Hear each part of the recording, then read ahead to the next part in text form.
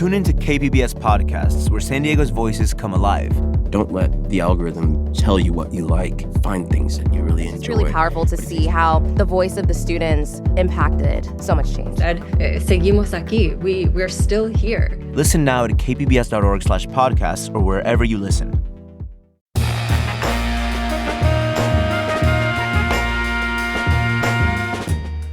Welcome in San Diego, it's Jade Hindman. On today's show, as gas prices spike, you may be looking for ways to get around without the fuel.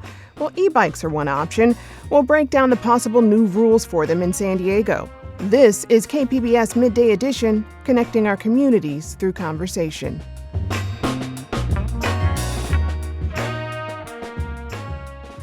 Electric bikes are common to see on San Diego streets and along our beachfronts.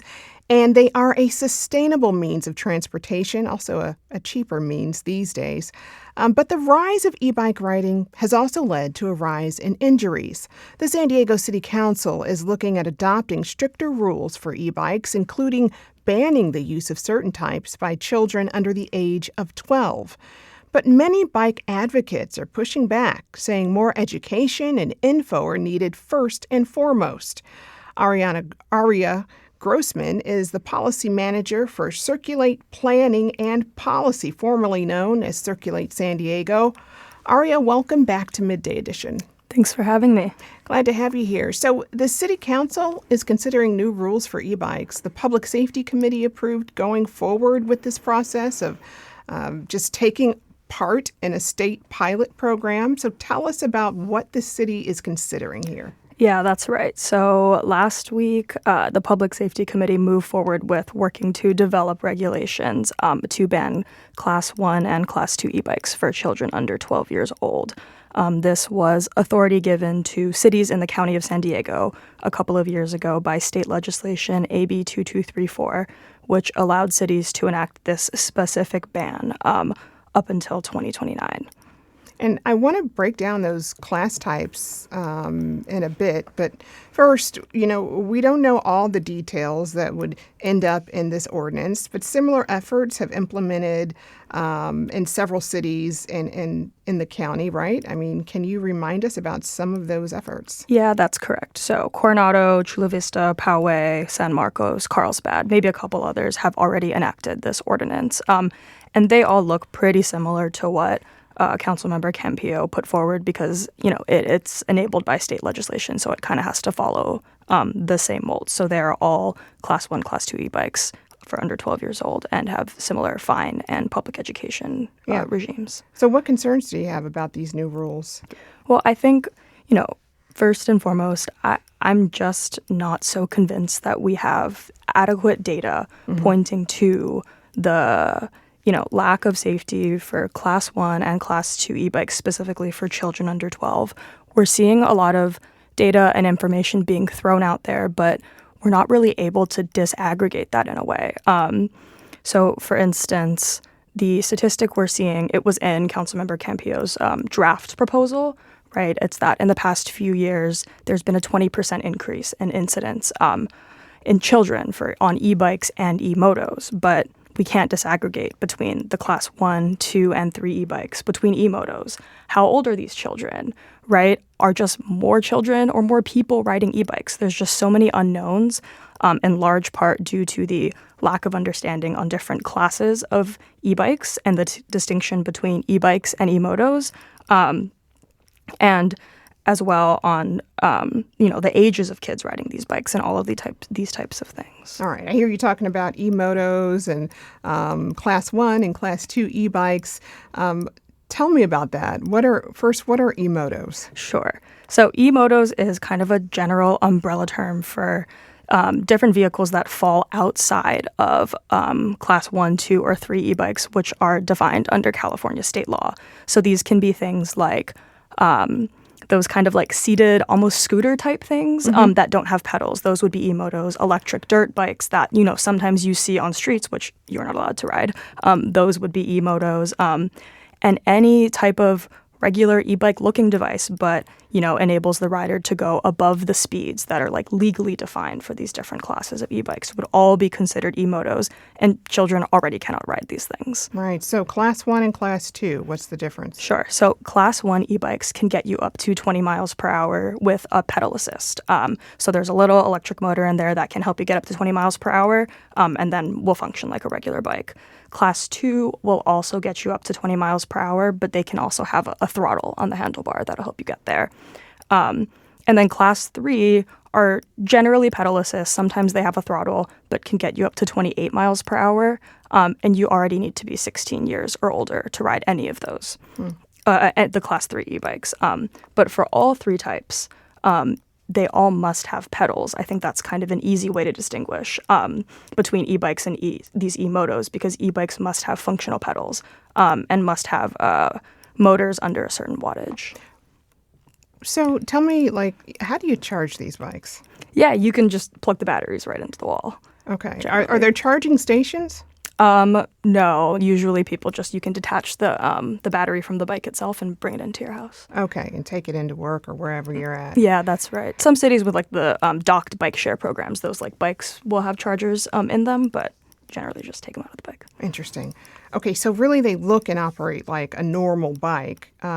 There's no throttle or extra buttons or anything. Actually, on the 2 and the 3s, there are. That's correct. Yes. Okay.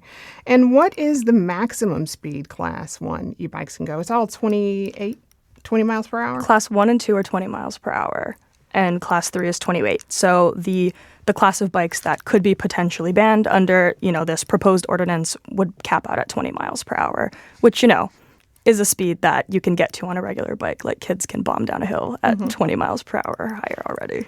Are there places that people can go to learn how to ride these bikes appropriately? Yeah, I know some of the e-bike shops do demonstration days and that sort of thing.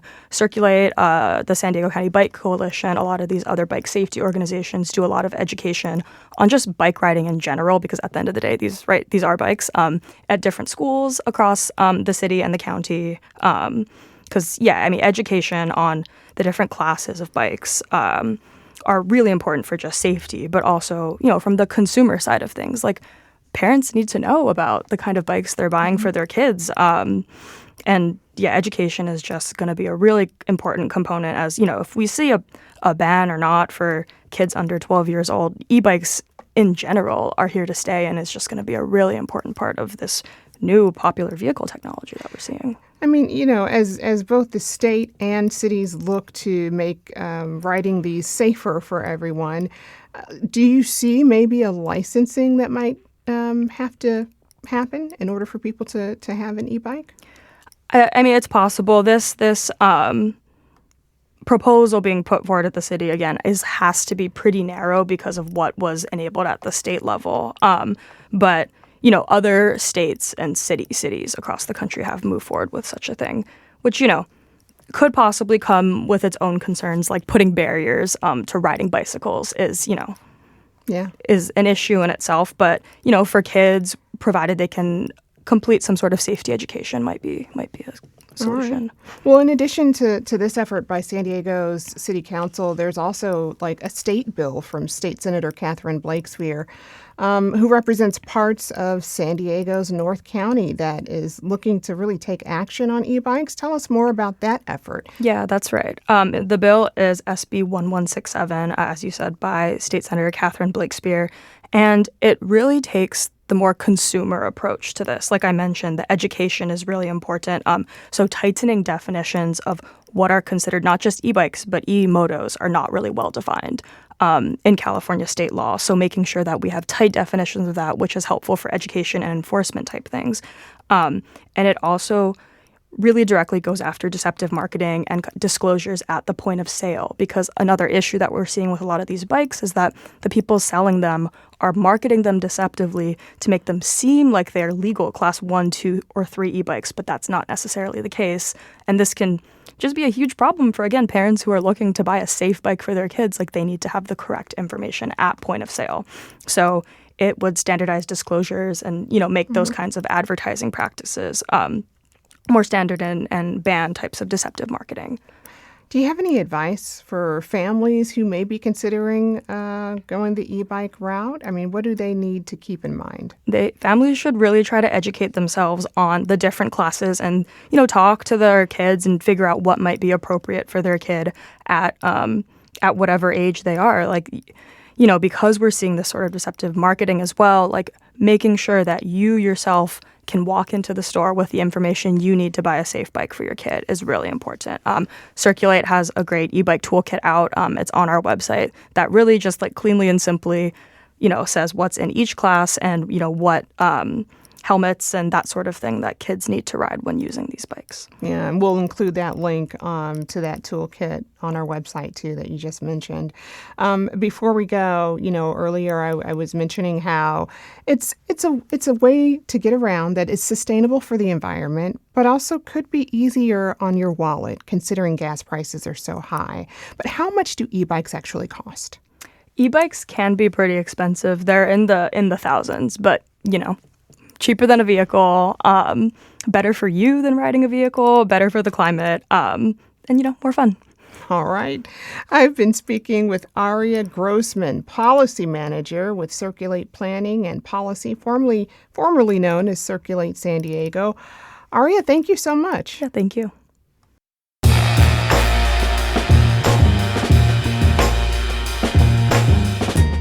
That's our show for today. I'm your host, Jade Hindman. Thanks for tuning in to Midday Edition.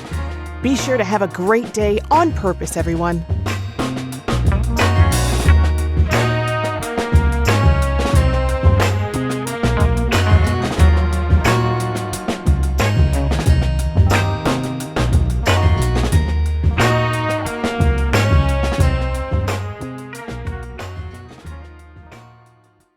KPBS has partnered with StoryCorps for the One Small Step program. We invite you to sign up to have a conversation with a person that may have different views, so you may talk, not about politics, but to understand each other better. Sign up at kpbs.org/onesmallstep.